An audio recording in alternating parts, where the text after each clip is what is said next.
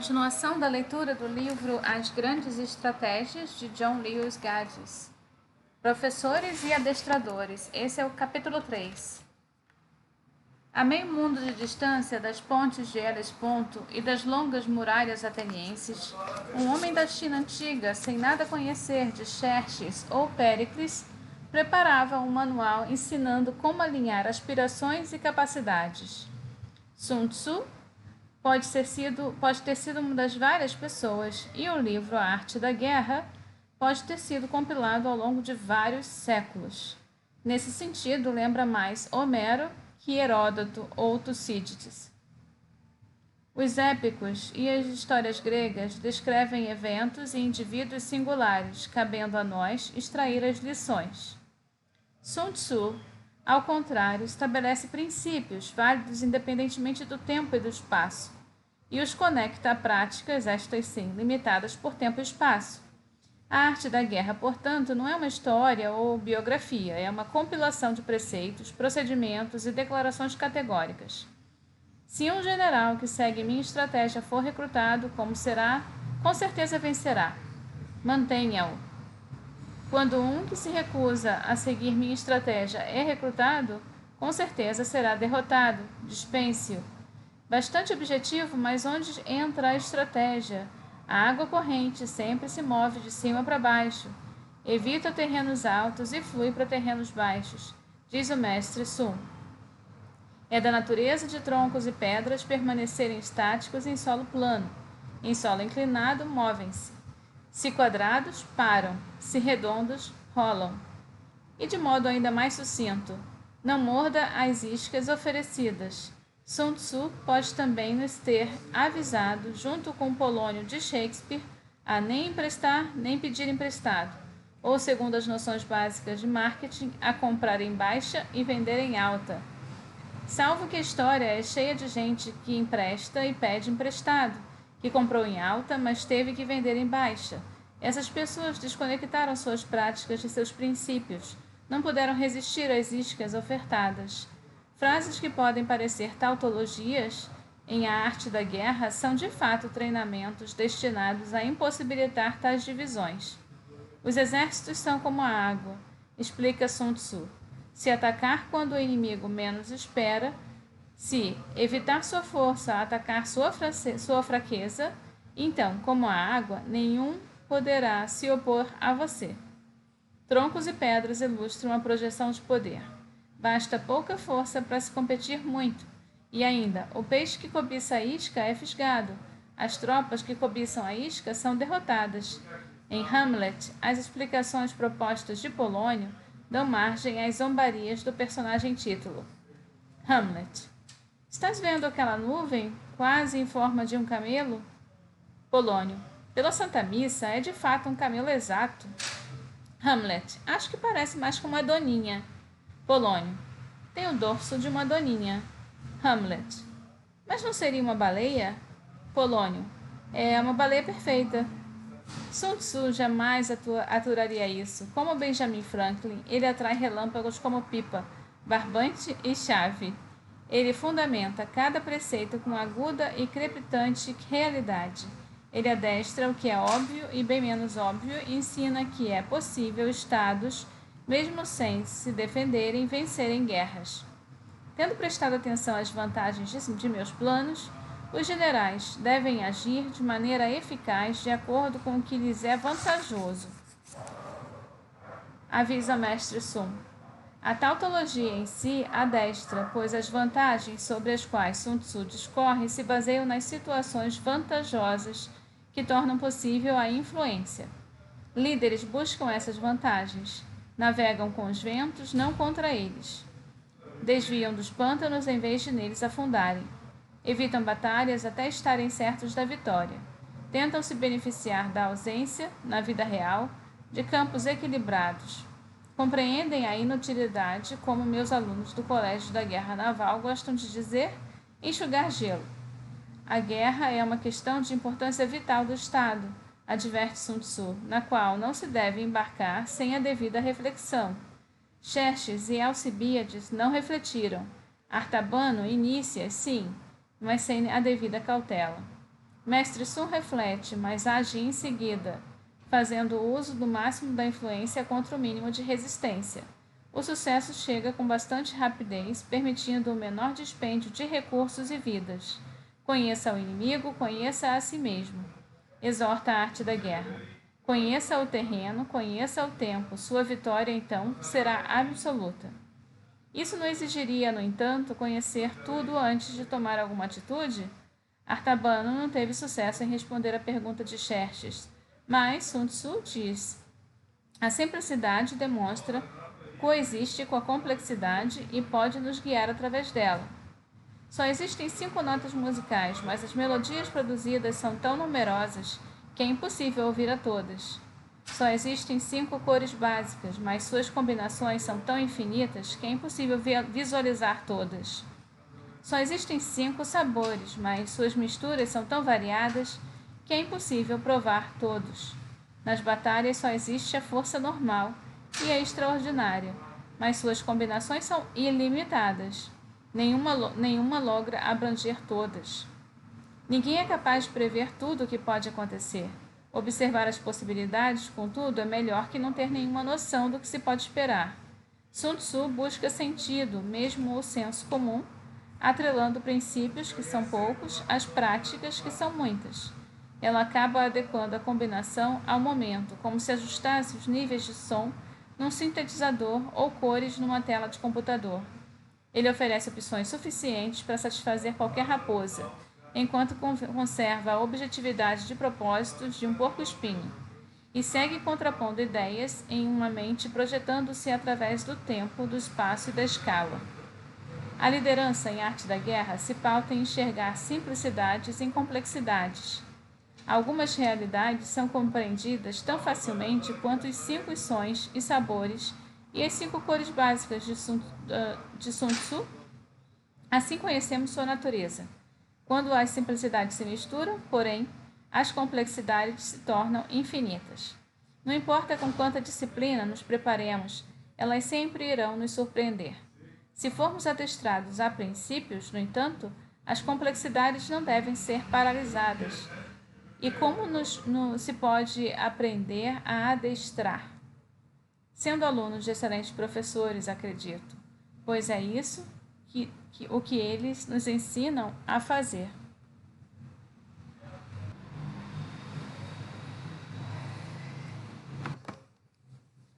Para alguém com tantos nomes, Caio Otávio Turino, Caio Júlio César Otaviano, Imperador César, filho do divino, Imperador César Augusto, filho do divino e pai da pátria, seu início foi relativamente modesto.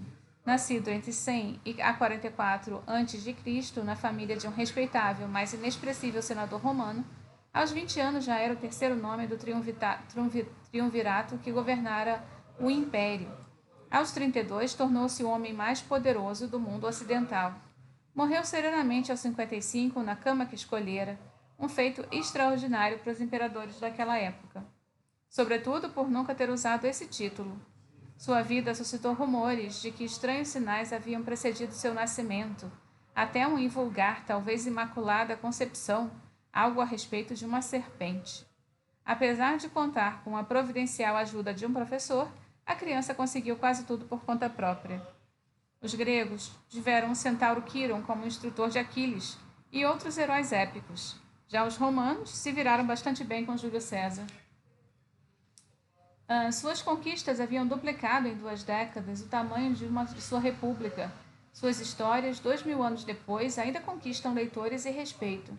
Após cruzar o rio Rubicão em 49 a.C., ele se tornou o líder do Supremo de Roma, determinado a restaurar a ordem após meio século de guerras civis. Porém, a César, então na faixa dos 50 anos, restava pouco tempo. Como Plutarco afirma, para desfazer as ações passadas por meio do futuro, a pressa o transformou em 15 de março de 44 a.C. na mais famosa vítima de assassinato de todos os tempos. A vida e a morte de César, entretanto, foram exemplares.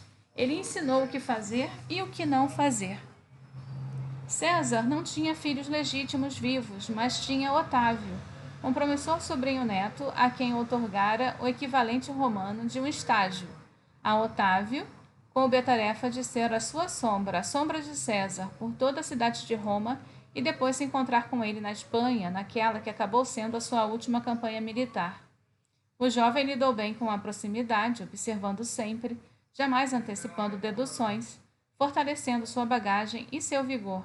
Sua saúde sempre foi delicada, preparando-se para o que César podia ter em mente.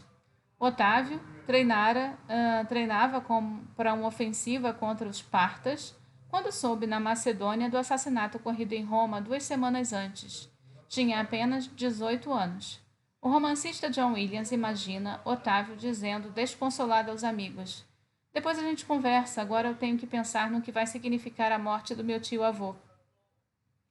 Sua primeira decisão foi regressar a Roma, embora sem saber quem passara a ocupar o poder ou como seria recebido.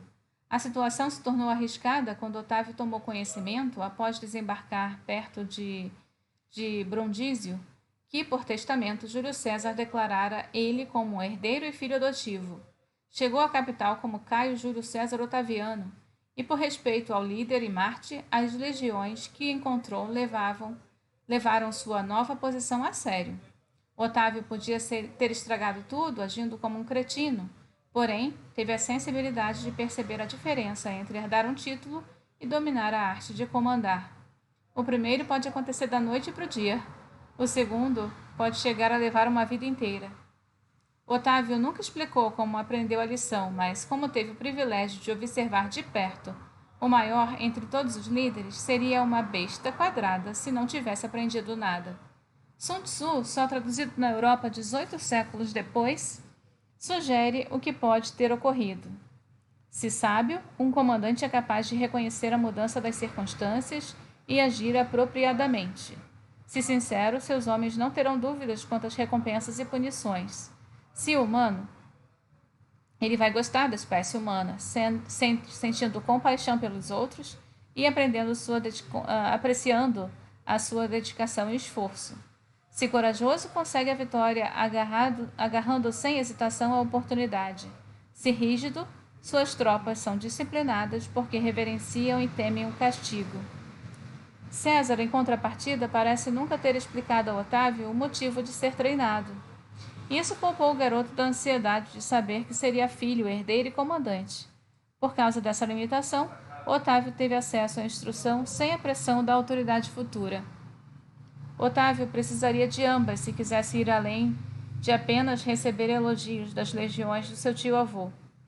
Mesmo seu padrasto julgou perigoso demais aceitar a herança ou o título de César. Cícero, o mais famoso orador de Roma e amigo da família, considerou ambos imerecidos. Mesmo Marco Antônio, que tornara Roma inabitável para os assassinos de César, tramou a morte do garoto, que herdara o título de imperador.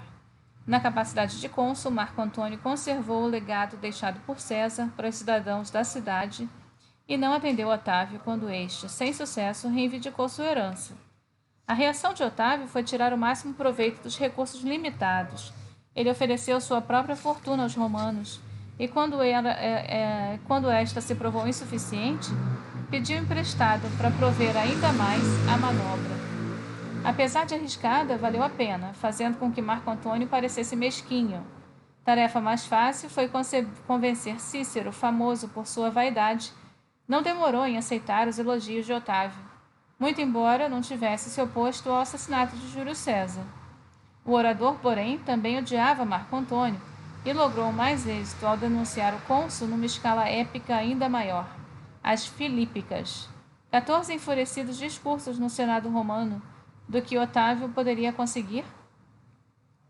Durante o verão de 44 a.C., a maior preocupação de Otávio foi celebrar os jogos funerários em homenagem a César, que coincidiam com a aparição de um cometa. Não se tratava de um mau presságio, garantiu o herdeiro no discurso acrobático aos romanos. Era a alma de seu tio-avô ascendendo à imortalidade. No entanto, até a agilidade tinha seus limites. Otávio alimentava planos de longo prazo, que exigiam manter a lealdade dos exércitos de César, embora ainda tivesse pouca experiência militar. Marco Antônio não era César, mas tinha bagagem de sobra. O que lhe faltava era a habilidade de Otávio de tomar a iniciativa, instaurar a ordem e colher os respectivos louros. Valendo-se de seus laços com a Macedônia, Otávio se apoderou dos fundos reservados por César para a ofensiva, agora cancelada, contra os partas. Em seguida, despachou agentes com bônus, a fim de recepcionar as tropas que desembarcavam em Brundísio. Apanhado de surpresa, Marco Antônio avançou para lá. Mas ao constatar que sua generosidade não se equiparava à de Otávio, perdeu a cabeça e organizou dizimações, execuções arbitrárias de cada 10º homem em várias unidades. Matança restaurou a disciplina, mas deixou tanto ressentimento que tão logo tivera chance, as legiões macedônias desertaram e buscaram o homem que passavam a considerar, tanto no nome quanto na prática, o novo César. Otávio tinha menos da metade da idade de Marco Antônio, mas era bem mais perspicaz em termos de julgamento de caráter. Ele se mostrou o oposto do mais velho, que acumulava uma lista de fraquezas débitos de grande vulto, promiscuidade sexual, embriaguez em público e temperamento explosivo. O herdeiro de César não era púdico e certamente tinha temperamento forte, mas entendia a necessidade do autocontrole, coisa que Marco Antônio praticamente não levava em conta. O cônsul jamais teve certeza absoluta do que queria, embora ciente, não participara do complô para assassinar o César. Pretendia governar Roma, mas não tinha decidido como agir caso conseguisse, e permitiu que depravações o desviassem de ter o seu propósito. Otávio, ao contrário, se mostrou determinado, tão logo o testamento de César foi lido, a vingar a morte do pai adotivo, completar a reabilitação de Roma e não acabar numa poça de sangue no piso do Senado. Tal atitude exigia autoavaliação, habilidade que nem mesmo César dominava. Daí ter terminado em uma poça de sangue, e que Otávio adquiriu a duras penas. Pouco depois de seu retorno da Macedônia, confundiu a aclamação dos veteranos de César com uma instrução para marchar em Roma, como o grande general em pessoa fizera antes. Otávio, entretanto, ainda não estava preparado para atravessar seu Rubicão. Suas tropas se recusaram a lutar contra as de Marco Antônio, e os romanos não se sentiam confortáveis para receber de braços abertos um ditador tão jovem. O fiasco humilhou Otávio. Daí em diante tentaria com mais empenho equilibrar seu entusiasmo e suas competências. Otávio sempre soube desde a infância que ficava doente à toa. Descobriu, porém, quando já era quase mais tarde demais, que ocorria o mesmo também antes de batalhas. Talvez fosse um problema físico, talvez psicológico, mas parecia covardia. Otávio vivenciou o problema na primeira batalha da qual participou no norte da Itália, próximo a Mutina, em abril de 43 a.C. Ele havia unido forças com Cícero e o Senado para enfrentar Marco Antônio, personalidade ainda imponente. Os novos cônsules de Roma, Hircio e Pansa, lideravam com bravura suas legiões e morreram dos ferimentos na campanha, bem como muitos dos soldados de Otávio. Este, entretanto, desapareceu no primeiro dia da batalha, e ninguém até hoje sabe explicar direito o motivo. Otávio, contudo, não tardou a reconhecer que fugir não daria certo. Então, no segundo dia, reagrupou suas tropas, conduziu-as através de suas linhas inimigas, resgatou o corpo de Hircio, bem como o estandarte perdido, e obrigou Marco Antônio a bater em retirada. Com um cônsul morto, o outro à beira da morte e uma fuga do seu adversário, Otávio alcançou, graças à pura determinação, uma vitória digna do próprio César. Mesmo assim, não se apressou em regressar a Roma para reivindicar seu triunfo. Esperou até ter certeza do apoio das legiões dos cônsules falecidos, e até verificar se Marco Antônio, então na Gália, tivera tempo de se reorganizar. Só então Otávio cruzou seu Rubicão com o exército que o respeitava, reforçado por outro mais distante, que Cícero e seus companheiros senadores tinham motivos para temer. Só então Otávio reivindicou o consulado, a mais importante posição em Roma. Ainda não havia completado 20 anos. Ocupando essa posição de força, Otávio se preocupou com a própria fraqueza. Governar Roma não era controlar seu império. Marco Antônio, a despeito de Mutina, permaneceu na Gália, sem questionamentos. Os assassinos de César, Cássio e Marco Bruto recrutavam exércitos na Síria e na Macedônia. Sexto Pompeu, filho do antigo adversário de César, Pompeu dominara a Sicília.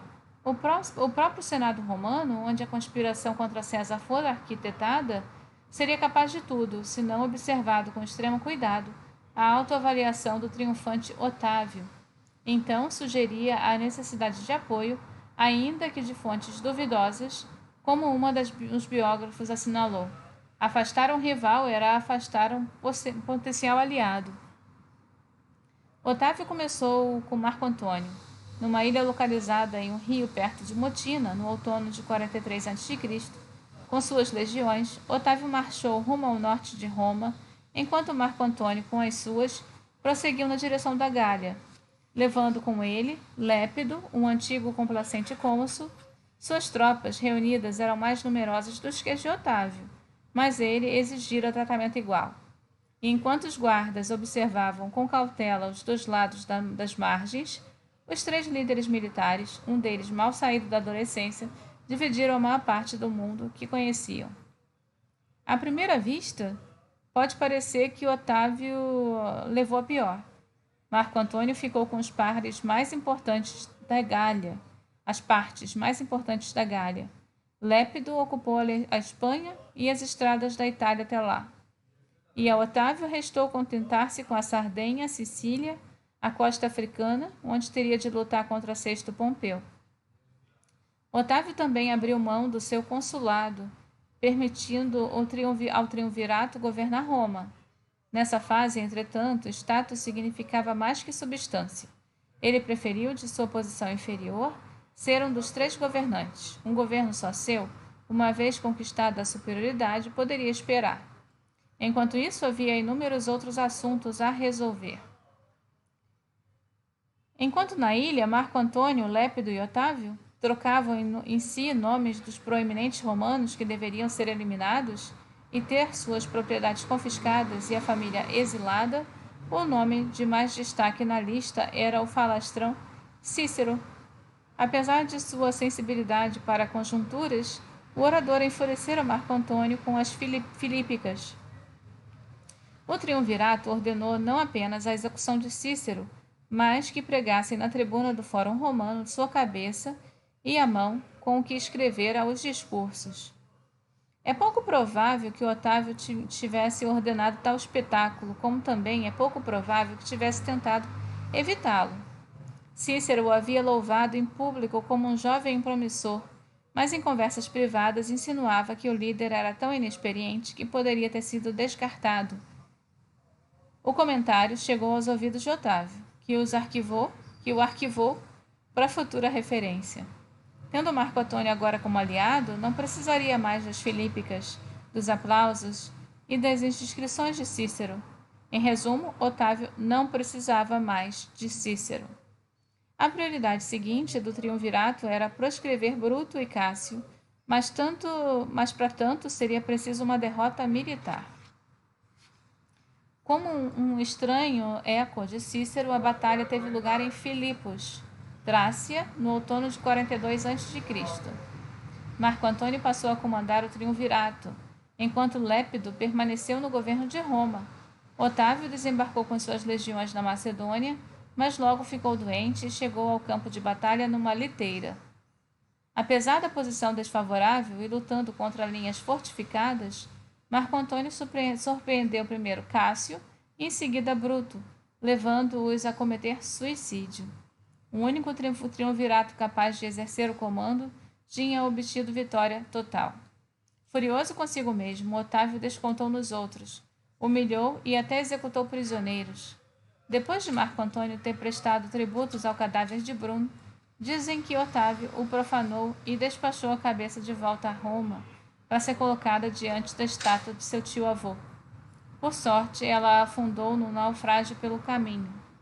O próprio Otávio, ao retornar, encontrou os habitantes da cidade assustados, com medo de sua atitude.